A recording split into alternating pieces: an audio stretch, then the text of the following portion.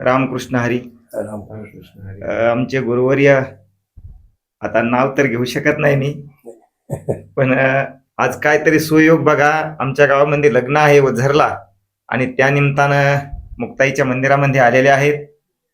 पुण्य फळले बहुत दिसा, भाग्य उदयाचा ठसा, म्हणून आपण बघू शकता. मुक्ताईचा हा पुतळा आहे, आणि गेले 2च वर्ष झाली इथं यांची प्राणप्रतिष्ठा झाली.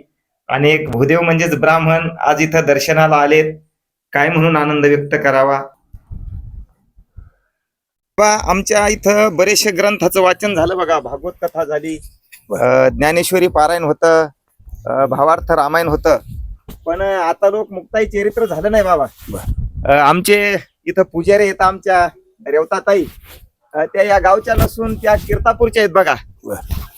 त्यांनी संसाराच्या नावे घालून या शून्य आणि वाढत हा केला पुण्य धर्म. असं आता तुमच्या पुढे नाही मी जास्त बोलू शकत.